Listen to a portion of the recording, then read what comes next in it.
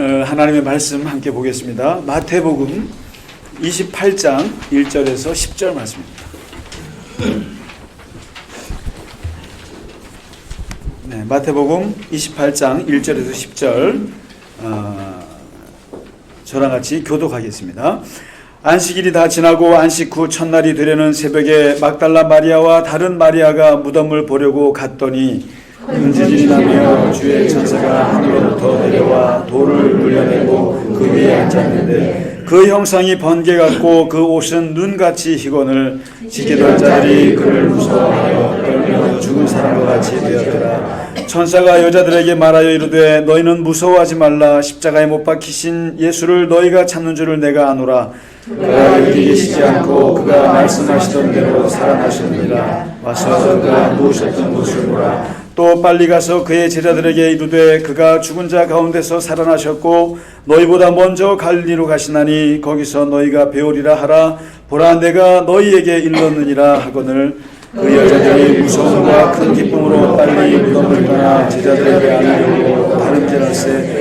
예수께서 그들을 만나 이르시되 평안하냐 하시거늘 여자들이 나아가 그 발을 붙잡고 경배하니 이에 예수께서 이르시되 무서워하지 말라. 가서 내 형제들에게 갈릴리로 가라 하라. 거기서 나를 보리라 하시니라. 아멘.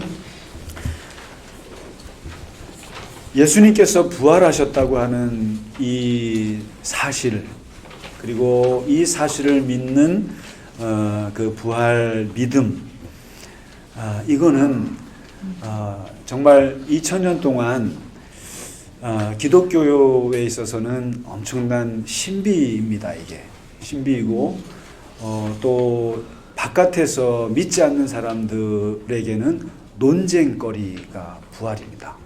십자가에서 못 박혀 죽으셨다고 하는 것은 논쟁의 대상이 아니에요. 그것은 누구나 인정하는 사실이에요. 그런데 예수께서 부활하셨다. 그리고 교회가 탄생했다. 그리고 제자들이 그 부활하신 예수를 전하다가 순교했다. 그리고 교회가 엄청난 부흥을 이루었고 기독교에 엄청난 역사를 써내려갔다. 이 사실은 이 부활에 근거한 것이거든요. 그런데 이걸 믿을 수가 있어야죠. 그래서 이게 사실이냐 아니냐, 또 이 부활이라는 것이 도대체 어떻게 이루어졌느냐, 예수님께서. 그거 혹시 예수님이 죽지 않고 그냥 잠깐 기절했다가 일어난 거 아니냐. 그리고 제자들이 너무나 예수님 보고 싶어서 그냥 헛개비를 본 것이 아니냐. 그리고 이것은 영으로만 부활하신 것이 아니겠느냐. 육체는 어디로 누가 훔쳐간 거 아니겠느냐. 그러니까 그 복음서를 쓸 그 당시에도 사람들은 그렇게 생각했어요. 훔쳐갔겠다. 또 여러 가지 논쟁이 그때부터 있었고 지금까지도 이 부활에 대해서는 참 신비로운 거거든요. 그런데 이것을 오늘 목사인 제가 부활절날 이 아침에 예수님의 부활은 이렇게 이루어졌습니다. 저렇게 이루어졌습니다. 이것은 논리적으로 그리고 과학적으로 맞습니다. 그 얘기하고 싶지 않습니다. 그리고 부활은 믿어야 합니다. 그리고 부활은 사실입니다. 부활신앙을 가져야 합니다. 그렇게 강조하고 싶지도 않아요. 누구에게도 이 부활에 대해서 설명하고 싶진 않아요. 그래서 기독교가 가지고 있는 중요한 진리를 전하는 방법이 뭐냐면 이 선포예요. 예수님이 부활하셨습니다. 거기에는 토를 달지를 못해요. 거기에 대해서 뭐 설명을 하지 않아요. 예수님 부활하셨습니다. 이걸 누가 믿어요? 그걸 어떻게 설명을 하겠어요? 그런데 부활하셨습니다라고 기독교는 선포를 해요. 선포를 해요. 그러면 이 부활 신앙을 가지고 있는 이 하나님의 자녀들은 잘 생각해 보세요. 부활 신앙이라는 게, 이 부활의 믿음을 갖고 있는다는 게 우리의 삶 속에서 도대체 어떻게 작동하는 것인가? 실제로 우리는 부활 신앙을 갖고 있나? 실제로 우리가 십자가 신앙을 가지고 있나? 정말 우리는 부활 신앙을 가지고 살아가나? 한번 생각해 보자는 거예요. 과연 부활이라고 하는 것이 기쁜 일이었을까? 그리고 이 일은 진짜로 오늘 본문에 보시면 마태복음에서 이 무덤이 열리고 거기에서 지금 빈 무덤을 발견한 이 여인들 그리고 제자들까지 그 부활의 첫 경험을 한 사람들의 입장으로 돌아가 보자라는 거예요.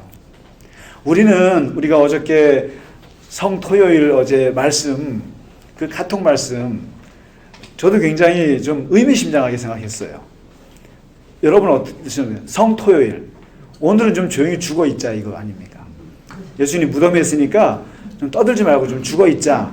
토요일은 그러니까 죽어있자라고 했을 때 여기서 거기에 톰 라이트가 했던 말이 있어요. 신경 쓰지 마세요. 이틀 후면 예수님 부활하시니까. 제자들이 그랬을까? 첫 부활을 경험한 사람들은 과연 어떤 심정이었을까라는 거예요. 우리는 고난절 40일 아무리 길어도 금식하고 새벽기도하고 그리고 우리 스스로를 힘들게 지내도 그거 끝나면 부활이 와. 당연한 수순이잖아요. 그러니까 지난주 종료주일 했으면 이번 주는 부활주일이야. 지난주는 조금 그냥 분위기 좀 이렇게 슬퍼하는 척 하다가 부활절날 기뻐하면 그만이야. 이게 당연한 거예요. 그런데 과연 첫 부활을 경험한 사람들이 어땠을까? 그 사람들도 당연했을까? 신경 쓰지 마. 이틀 후면 예수님 살아나셔. 예수님이 평소에 얘기하셨잖아. 내가 고난받고 3일 만에 부활할 거야. 그런데 그 말을 믿었던 사람이 누가 있어요? 아무도 없잖아요. 그렇기 때문에 오늘 마태복음 28장 1절에서 10절에 기록한 이 부활의 이 기록을 보시면은 여기에 아주 부활의 중요한 본질이 나와요. 7절 말씀을 보시면은 부활이라고 하는 것은, 특히 예수님의 부활이라고 하는 것은 죽은 자 가운데서 살아나는 거라는 거예요. 이 말을 잘 우리가 보셔야 될 것 같아요. 부활은 죽은 자가 살아나는 거다 이게 아니에요. 다시 말해서 모든 죽었다고 해서 부활하는 게 아니라는 거예요. 아니고 죽은 자 가운데서 살아나는 게 부활이라는 거예요. 예수님의 부활은 많은 죽은 자들 속에 같이 죽으셨는데 그들 중에 예수만이 부활하셨다는 거예요.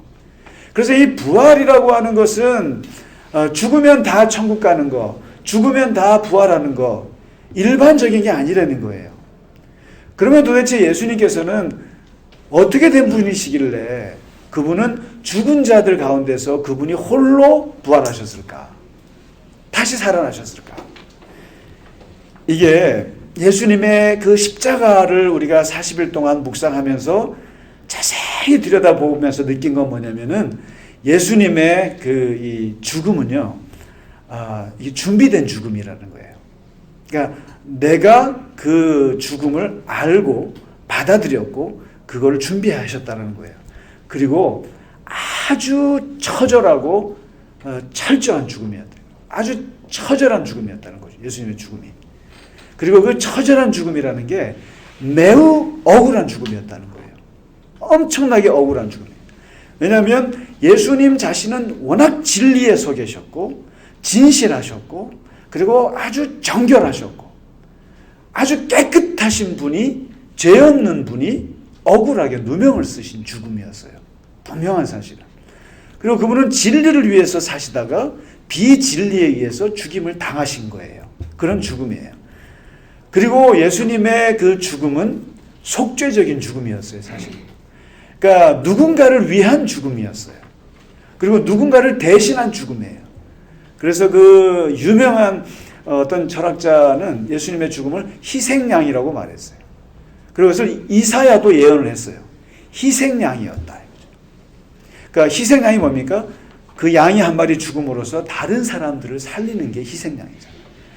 그런 무죄한 자의 그 희생적 죽음이 예수님의 죽음이었는데 이러한 고귀한 죽음을 맞으신 예수님께서 부활하셨다. 죽은 자들 가운데. 많은 의미가 있어요. 이게요. 여러분 깨끗하고 고결하고 진리 가운데 있고 그리고 정말 그런 사람이 억울하게 죽었어요. 이 세상에도 보면 그렇게 죽은 사람들은 역사의 부활을 맞이하는 걸 많이 봐요. 역사의 부활이라는 게 있거든요. 근데 예수님의 죽음은 누가 봐도 억울해서 못 견디는 죽음이에요. 그리고 죽이는 빌라도조차도 깨림직했던 죽음이에요. 그리고 예수님의 말씀과 진리의 말씀들이 세상 사람들에게 아주 공명을 울렸던 분이셨는데 그분의 죽음, 하나님의 아들의 죽음이거든요. 그래서 바울은 이 예수님의 죽음을 아주 보편화시켰어요. 부활을. 뭐라고 얘기를 하냐면은 부활이라고 하는 것은 썩은 것을 심었기 때문에 썩은 것이 죽음으로써 썩지 않을 것으로 뒤바뀌는 것이다. 이렇게 얘기해요.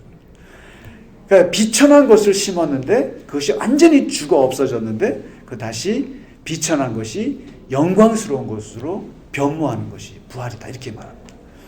그래서 약한 것을 심었는데 아주 강한 것으로 다시 거듭나는 게 부활이다. 그러면서 이 사도 바울이 뭐라고 말하냐면은 부활의 원리를 쭉 설명하면서 썩을 것을 심어서 썩지 않을 것으로 거듭나는 이것이 부활인데 그래서 나는 이 부활을 예수님처럼 부활하고 싶어요. 예수님처럼 부활하고 싶기 때문에 나는 뭘 하냐면 나는 날마다 죽어요. 이렇게 아주 유명한 장이죠. 고린도전서 15장이에요. 그래서 나는 날마다 죽는다.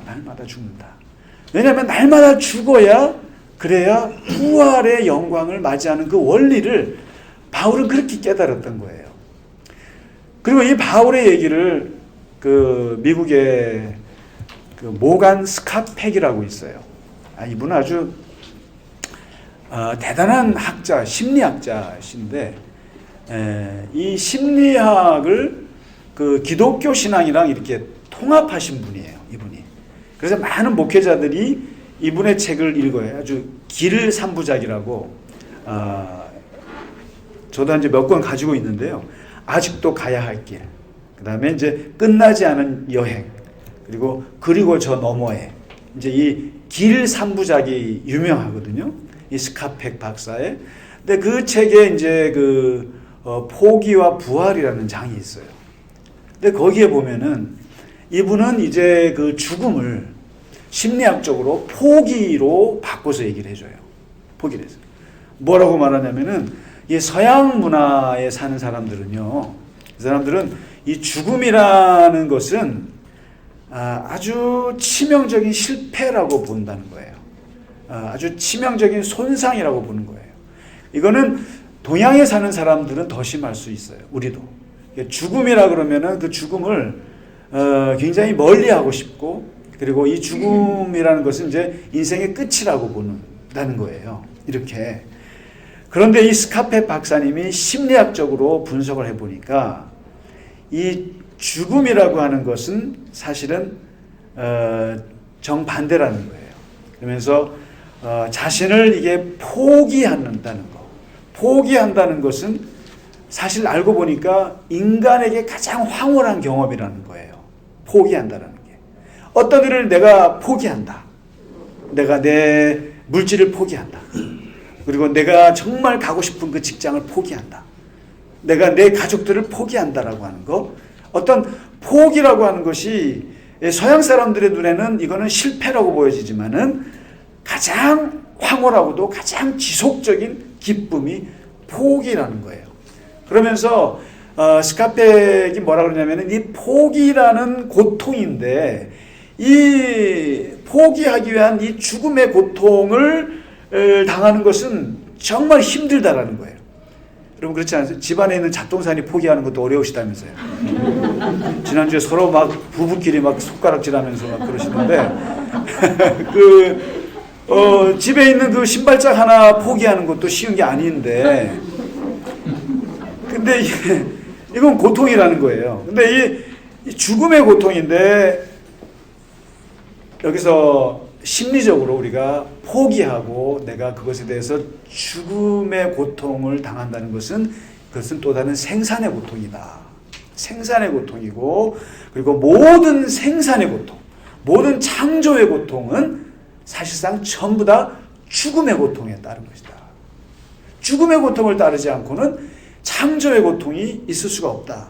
그러면서 이 결론적으로 뭐라고 얘기를 하냐면요. 포기와 부활이라는 것인데 괴로움을 내가 피하고 싶고 고통에서 내가 도망치는 것이 불행으로부터 도망치는 것이 당신의 삶의 목적이라고 그러면은 지난주에 말씀드렸잖아요. 불교의 목적이잖아요.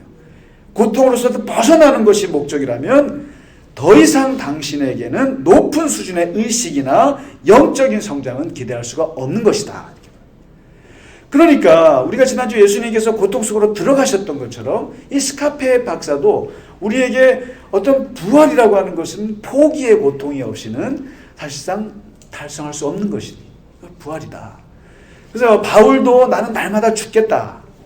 그래서 우리가 어저께 그 성토요일 말씀을 드렸을 때 어떤 교인분이 저한테 카톡을 했어요. 그 성토요일 하루만큼은 그냥 무덤에서 죽자. 그리고 그 죽음의 세상을 좀 묵상을 하자. 이것이었는데 그것을 보시고 이분이 그러세요. 대부분의 한국교회 목사님들은 부활절만 좋아하는 것 같다. 그리고 부활을 그만 얘기하는데 이렇게 죽음을 진지하게 얘기할 수 있어서 좋다. 그래요. 그런데 사실 이게 기독교가 맞아요. 뭐냐면 부활절은 하루예요. 그런데 이 사순절은 40일이라고 하는 거. 그만큼 이 부활에 이르기 위해는 이 40일의 이 고통과 고난의 이 기간이 있다라고 하는 것이 기독교의 진리거든요. 우리가 그냥 영어로 no cross, no crown 이렇게 쉽게 얘기하지만은 그만큼 분량 자체가 예수님의 그 십자가의 분량 자체가 크다라는 거죠. 그리고 이 두 번째, 이 예수님의 부활의 본질을 자세히 보면은 5절에 보면은 그러면 예수님께서 무덤이 비어진 걸 보고 사람들이 그럼 기뻐했느냐? 아니라는 거예요. 너무너무 보세요. 자꾸만 천사가 뭐라 그러냐면은 무서워하지 마라. 무서워하지 마라. 마리아야 무서워하지 마라. 무서워하지 마라. 두려워하지 마라. 이게 무슨 말이에요? 너무나 무서운 일이라는 거예요. 이게 부활이라고 하는 것이. 생각해 보세요. 이 무덤에 여러분 그 무덤에 보면은 저도 오늘 그 서원흥에서 식사를 했는데요. 아침마다 장로님 모시러 가려면 서원흥을 지나가거든요.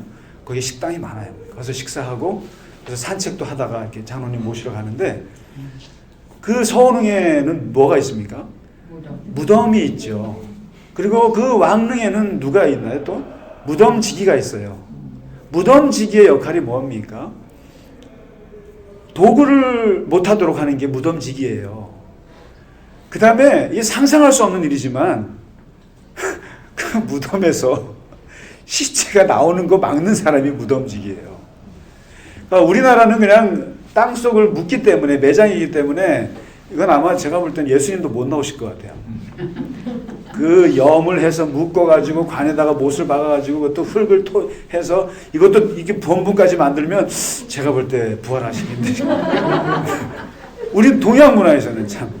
근데 이 이스라엘은 돌이 많잖아요. 그래서 굴이지 않습니까?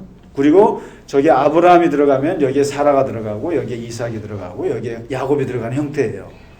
그러니까 가족이 그냥 들어가는 거예요. 거기에 들어가서 눕는 거란 말이죠. 근데 예수님도 그 아리마대 요셉 부자 그 무덤 그 거기에 들어가셨단 말이죠. 근데 거기에서 이제 돌이 흘러나와서 했는데 무덤지기라는 게 뭐냐면 그 무덤을 지키는 자예요.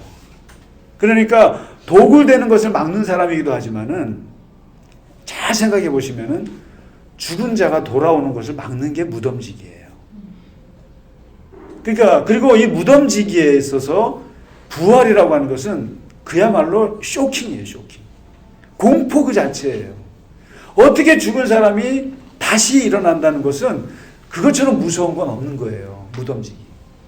근데 이것을 한번 새로 바꿔보시면 이 부활이라고 하는 메시지가 무덤을 지키는 자들에게 엄청나게 무서운 메시지예요. 이게요. 그래서 이 기독교의 이 부활의 메시지가 얼마나 무서운 거냐면은 특히나 현대판 무덤지기가 누구예요? 쉽게 말하면 빌라도 같은 사람들이에요. 권력자들이에요. 진실을 묻고 싶은 사람들. 진리를 파묻고 싶은 사람들. 그리고 진리를 얘기하는 사람들을 죽이고 싶어하는 사람들. 오늘날 지금 벌어지고 있는 무덤지기가 누굴까요? 미얀마 군부예요. 정말 저는 이번에 보면서 중국, 러시아 싫어요. 노골적으로 말씀드리고 싶은데 중국, 러시아 다시 봤어요. 정말. 그 사람들이 죽어나가는데 그 유엔 상임 이사국이 돼가지고 그 나라 간섭할 수 없다 그런 식으로 군부가 편을 들고 앉아있어요. 중국 너무해. 러시아 정말 너무한다고. 사람이 죽어나가고 있잖아요. 자기 자국민을 죽이고 있는데 그게 뭐예요? 진실을 파묻고 싶은 거예요. 묻고 싶고 그냥 묻어버리는. 그리고 이 사람들은, 권력자들은 죽으면 끝이라고 생각하는 거예요. 죽으면 모든 게 일단 해결되는 거예요. 그 국민이고 뭐가 다 죽여버리면 되는 거예요. 묻어버리면 말이 없어요. 그래서 많은 권력자들은 자기의 권력을 지키기 위해서 정적을 숙청합니다. 죽이면 말이 없으니까. 예수님도 마찬가지예요. 예수님도 그 엄청난 하나님 나라의 메시지, 하나님 나라의 그 엄청난 이상, 그 꿈에 대한 말씀, 그것은 오늘날 이 세상에 말하는 그 나라하고 다르거든요. 그 다른 말씀을 전하니까 십자가에 못 박혀서 입 다물라 이거예요. 더 이상 너가 사람들 선동하지 마라. 그리고 사람들 끌고 다니면서 새로운 나라를 꿈꾸지 마라 하고 죽인 거예요. 권력자들이 할 수 있는 거는 죽이는 거예요. 그런데 예수님께서 부활하셨다고 하는 이것은 이 무덤을 지키는 자들, 이 권력자들, 죽음을 은폐하고 진리를 은폐하려고 하는 사람들에게는 엄청난 충격이에요. 엄청난 무서운 거예요. 여러분, 미얀마 그 시민들이 그렇게 죽어나가는데도 다시 역사에 부활하고 그래봐요. 이 부패한 권력들은 그게 싫은 거예요. 무서운 거예요. 여러분, 지금 보세요. 이제 제가 볼 때는 그렇게 죽어나가는, 그렇게 그 젊은 청년들, 아이들까지 죽어나가고, 그렇게 죽어나가는 그 상황에서 그들은 역사에 부활할 겁니다. 부활해요. 군부는 견디지 못해. 자기들이 죽였기 때문에. 그러니까 이 빌라도가 예수님을 죽였단 말이죠. 예수님이 부활하셨어요. 이거는 공포라는 거예요. 엄청난 무서운 것이고, 그래서 이 기독교의 부활의 신앙은 세상을 향해서 엄청난 힘이 있는 거예요. 아무리 죽여도 다시 부활하는 거예요. 그래서 생각해 보세요. 이 예수님께서 부활하셨다고 하는 것이요. 제자들이 예수님이 부활하는 걸 봤잖아요. 보셨어요. 봤어요. 그러면은 이 부활하셨다는 증거 중에 이 기독교 변증학자들이 부활했다는 증거들 여러 개를 대요. 근데 그 중에 가장 강력한 것 중에 하나가 뭐냐면은 제자들이 변했다는 거예요. 이거는 이해할 수 없는 거라는 거예요. 제자들이 부활하신 예수님을 만나고 나서 180도 바뀌었다는 거예요. 어떻게 바뀌었냐면은 그들이 그냥 온 세상을 나가면서 부활하신 예수를 전하고, 그리고 그 전하는 걸 입막을 하고 막 사람들이 죽일 때 야고보 참수형 당했죠. 베드로 십자가에 거꾸로 매달려 죽었죠. 제자들 99%가 다 순교당했다 이거죠. 그러면 그렇게 예수님을 부인하던 베드로나 그리고 예수님을 배신했던 모든 제자들이었던 그 사람들이 어떻게 그들이 갑자기 예수님을 전하고 초대교회에 엄청난 기적을 행하고 초대교회가 그렇게 부흥할 수 있었던 원동력이 뭐였겠냐는 거예요. 십자가의 예수 믿음이 있냐는 거예요. 아니라는 거예요. 예수님의 십자가를 죽었어요. 우리는 그분을 따라요. 천만의 말씀이라는 거죠. 예수님의 부활하신 것을 맞닥뜨렸기 때문에 안 거예요. 제자들이. 죽음을 넘어서는 세계가 있구나. 죽음을 넘어서서 새로운 부활의 경험이라는 게 있구나. 예수님 그게 가능하구나. 그것을 실제로 체험했기 때문에 제자들이 순교까지 당할 수 있다는 거죠. 그게요. 그리고 그때부터 기독교는 이 부활을 얘기하는 거예요. 아무리 죽여도. 보세요. 제자들 12명 죽이면 초대교회 끝날 줄 알았죠. 왜요? 그 불신은 또 교인들에게 퍼져나가죠. 또 부활의 신앙은 또 퍼져나가고 또 퍼져나가죠. 결국 2000년을 끌고 올 수 있었던 것은 이 부활에 다시 살아나는 거죠. 여러분, 오늘날 교회가 망할 것 같지 않으세요? 코로나 때문에? 안 망해요. 절대로. 교회 절대로 안 망합니다. 어떠한 일이 있어도 교회는 망하잖아요. 왜요? 예수께서 부활하셨기 때문이에요. 그거는 제자들을 그 당시로 돌아가 보세요. 그 당시로 돌아가 봤을 때 제자들이 그냥 헛개비를 보고 그렇게 자기 목숨을 걸 수 있냐고요. 아니면 그냥 자기들이 말을 만들어내가지고 할 수 있겠냐라는 거예요. 그게 진리가 아닌 것을 가지고 목숨을 어떻게 걸어요. 그래서 많은 신학자들이 신기하다고 보는 게 바로 그거예요. 쟤네들이 어떻게 저렇게 변할 수가 있냐는 거예요. 그렇게 소극적이었던 사람들이. 부활한 분을 체험하지 않고는 불가능한 거예요. 그렇게 목숨을 걸 수 있다는 게.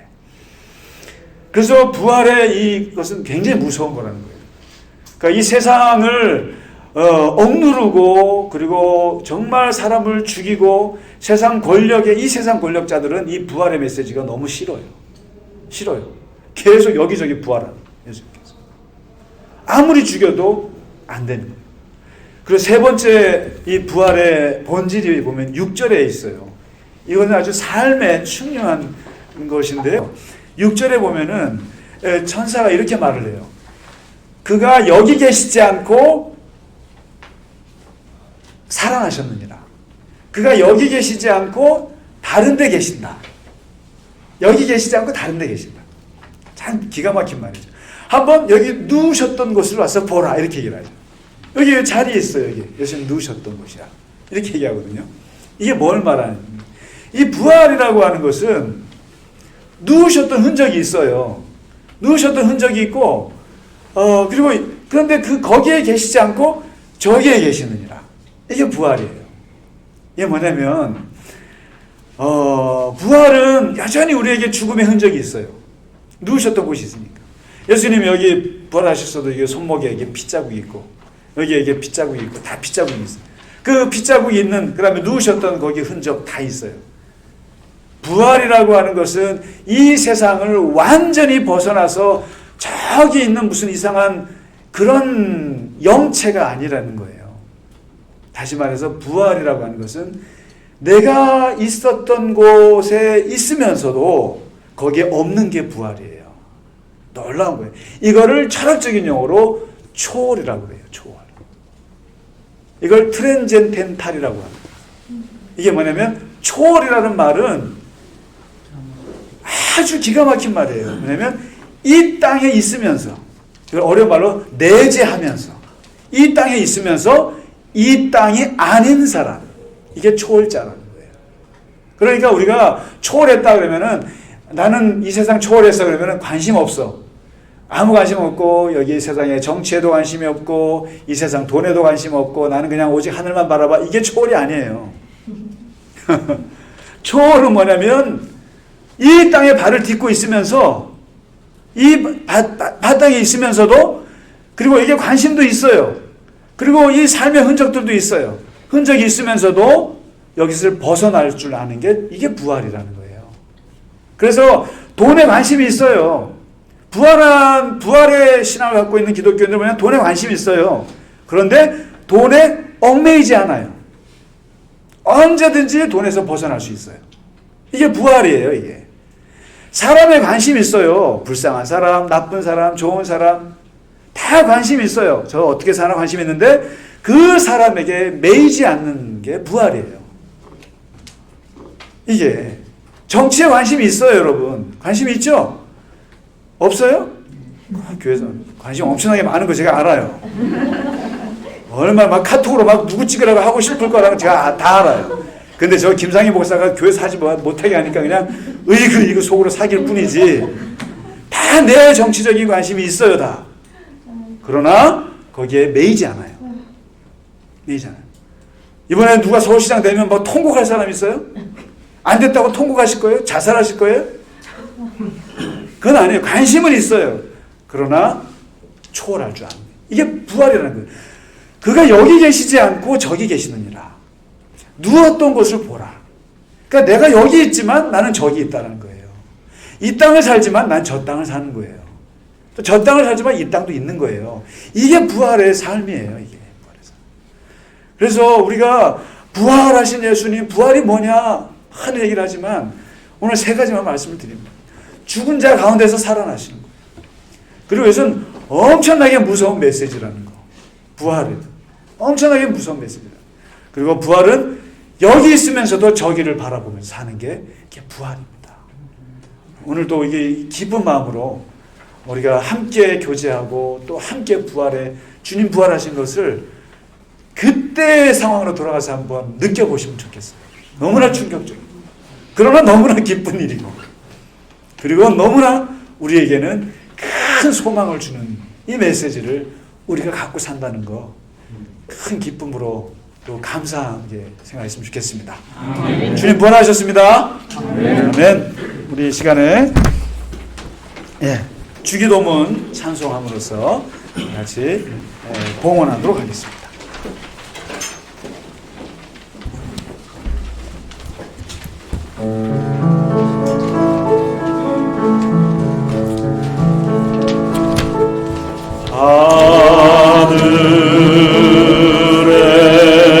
하늘에 계신 아버지,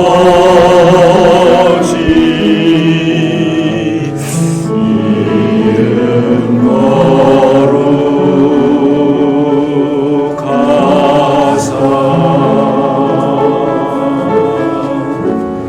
주님 나라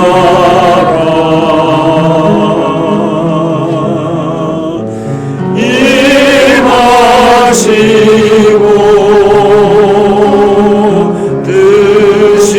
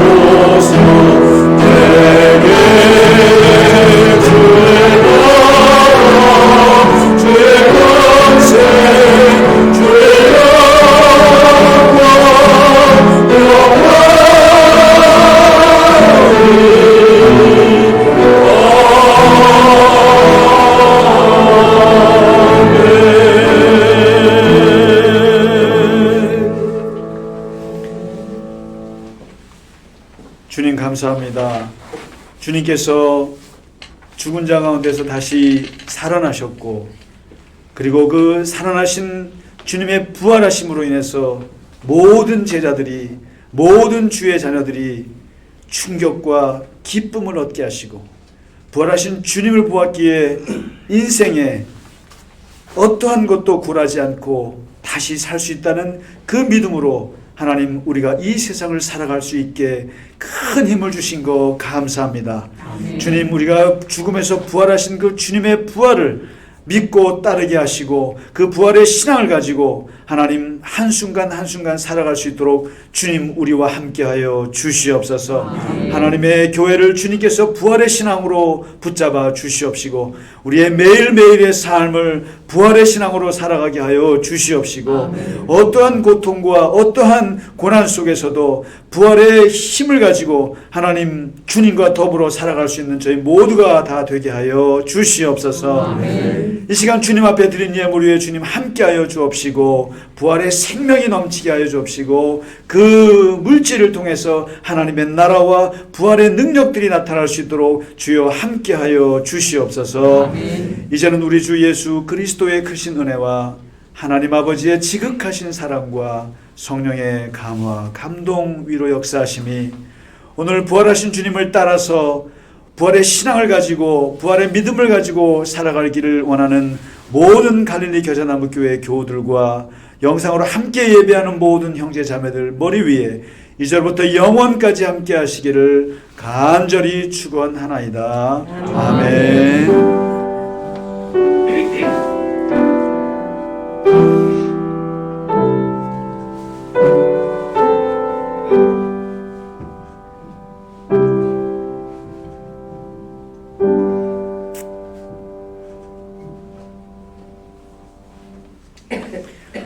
주님 부활했습니다. 네, 감사합니다. 예배를 마치겠습니다.